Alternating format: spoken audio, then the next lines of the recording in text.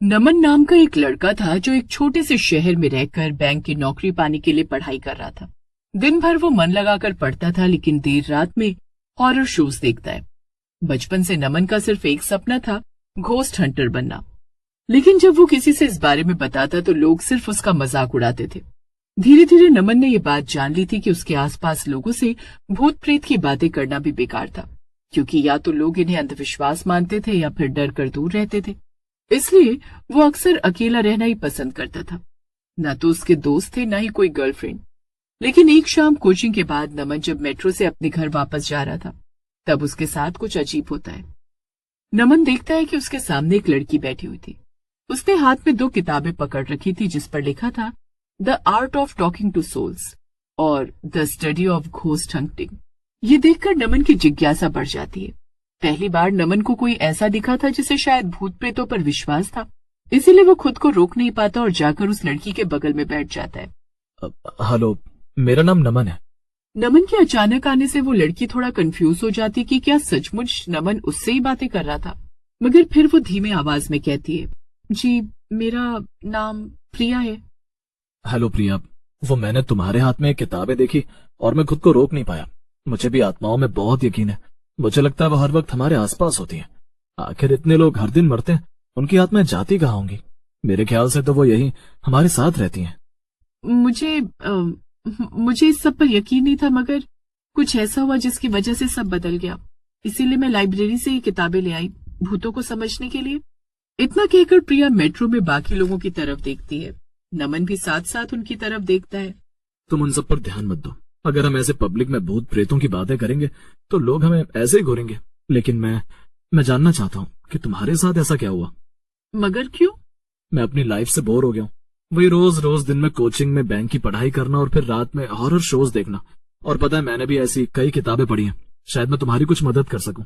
नमन की ये बात प्रिया को सही लगती है। मेट्रो से निकलकर दोनों एक सुनसान रास्ते पर चलने लगते हैं। ठंड बढ़ रही थी और अंधेरा हो रहा था, लेकिन रास्ते पर लगी स्ट्रीट लैंप्स की वजह से सब साफ दिख रहा था। तो कहाँ है तुम्हारा घर? वहाँ आगे? हाँ, बस थोड़ा आगे। मैं कुछ समय पहले इस शहर में आई थी और मैंने वो घर लिया। लेकिन जब मैं वहाँ रहने लगी तो मुझे अक्सर कुछ अजीब महसूस होता था, जैसे मैं घर में अकेली नहीं, किसी के होने का एहसास। जब किचन में होती थी तो लगता था कि मेरे कमरे में कोई है, और जब कमरे में होती थी तब लगता था कि किचन में कोई बर्तन पटक रहा हो। रात में सोते हुए अक्सर लगता था जैसे छत पर कोई चल रहा हो। धीमे धीमे चीजें और बढ़ गई। रात में अक्सर कोई दरवाजे पर दस्तक देता था। जब बाहर देखती तो कोई नहीं। आस पड़ोस में भी बहुत कम लोग ही रहते हैं, और वो भी कभी ठीक से बात नहीं करते थे। मुझे दूर से देखकर ही रास्ता बदल लेते थे। मुझे ये सब बहुत अजीब लगता था। और फिर क्या हुआ? मैं समझ गई थी कि उस घर में कुछ तो अजीब है। और फिर एक दिन जब मैं अपने ऑफिस जाने के लिए तैयार हो रही थी, तब आज तो बहुत लेट हो गई। अचानक से प्रिया को किसी के गुनगुनाने की आवाज आती है। ये आवाज उसके बाथरूम से आ रही थी, जैसे कोई औरत वहां हो और धीमे धीमे कोई गाना गुनगुना रही हो। प्रिया ने ये गाना पहले भी सुना था। अक्सर रात में ये गाना घर के बाहर कोई गुनगुनाता था। प्रिया को लगता था कि शायद कोई पड़ोसी रात में टहलते वक्त गुनगुनाता होगा, मगर आज ये गुनगुनाने की आवाज उसके घर के बाथरूम से आ रही थी। प्रिया बुरी तरह से डरी हुई थी, मगर फिर भी हिम्मत करके वो बाथरूम की तरफ बढ़ती है, जहां से अभी थोड़ी देर पहले ही वो नहाकर निकली थी, और अंदर से शावर बहने की आवाज आ रही थी। शावर ऑन है, मगर मैंने तो बंद किया था। प्रिया धीमे से दरवाजे के पास पहुंचती है, लेकिन उसके वहां पहुंचते ही गुनगुनाने की आवाज बंद हो जाती है, जैसे अंदर बैठी औरत को पता चल गया हो कि दरवाजे पर कोई खड़ा था। डरते हुए प्रिया अंदर झांकती है और वहां का नजारा देखकर उसके होश उड़ जाते हैं। एक बूढ़ी औरत वहां थी शावर के नीचे, और वो प्रिया की तरफ देखकर मुस्कुराई। लेकिन प्रिया को इस बात का एहसास था कि वो औरत जिंदा नहीं थी, क्योंकि उसकी आंखों में जान नहीं थी।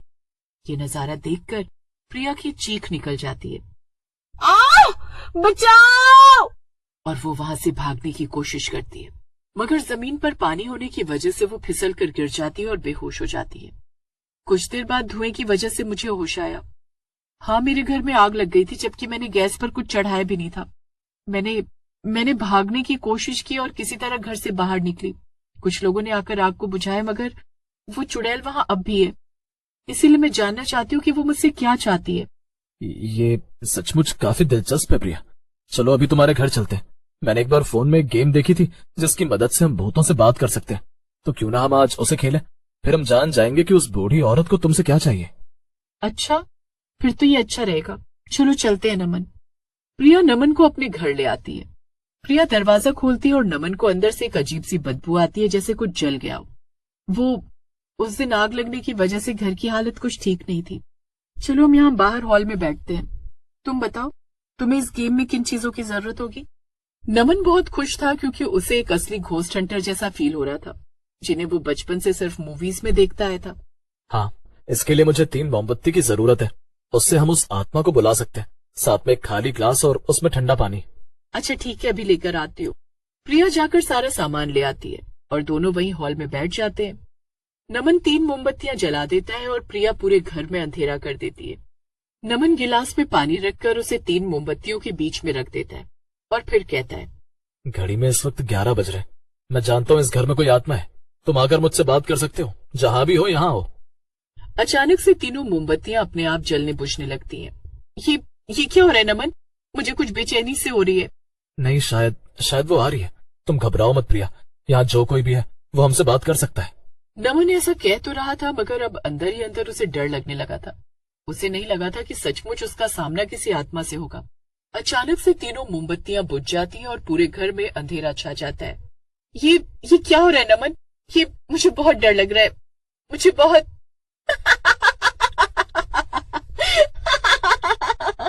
प्रिया को अचानक से ऐसे हंसते हुए देखकर नमन चौंक जाता है। ये तुम्हें क्या हो गया प्रिया? कहीं तुम्हारे अंदर वो चुड़ैल तो नहीं आ गई? तुम इस तरह से हंस क्यों रही हो? हाँ, जरूर यही बात होगी। हाँ। नमन प्रिया की तरफ देखने की कोशिश कर रहा था, मगर उस अंधेरे में उसे कुछ साफ दिखाई नहीं दे रहा था। अचानक से मोमबत्तियां फिर से जल जाती हैं और सामने का नजारा देखकर नमन के पैरों तले जमीन खिसक जाती है। उसके सामने प्रिया बैठी हुई थी, मगर उसकी आंखें एकदम लाल थी। उसके पीछे एक डरावनी बूढ़ी औरत खड़ी थी। शायद ये वही थी जिसका जिक्र प्रिया ने किया था। नमन ना तो कुछ बोल पा रहा था और ना ही चीख पा रहा था। वो पीछे की तरफ भागता है जहां प्रिया का कमरा था। भागते हुए वो अंदर से दरवाजा बंद कर देता है। अंधेरा होने की वजह से वो लड़खड़ाता हुआ नमन कमरे की खिड़की तक पहुंचने की कोशिश करता है, क्योंकि बाहर से जाने का रास्ता वहीं से था। मगर बीच में किसी चीज पर पैर पड़ने की वजह से वो गिर जाता है। नमन अपनी जेब से फोन निकालता है और उसकी टॉर्च जलाकर पीछे की तरफ देखता है कि किस चीज से लड़ने की वजह से वो गिरा। लेकिन वहां जमीन पर जो था उसे देखकर नमन के होश उड़ जाते हैं। वहां प्रिया की लाश पड़ी थी। ये देखकर तो नमन का सर एकदम घूम जाता है और उसकी सांसें फूलने लगती हैं। धीरे धीरे उसे सारी कहानी समझ आ जाती है और खिड़की खोलकर बाहर की तरफ कूद जाता है। कूदने की वजह से वो सीधा सड़क पर गिरता है, लेकिन जब वो उठकर दोबारा उस खिड़की की तरफ देखता है तो उसे एक नहीं बल्कि 2 आत्माएं दिखाई देती हैं। एक तो प्रिया की थी और दूसरी उस बूढ़ी औरत की। तुम जा क्यों रहे हो नमन?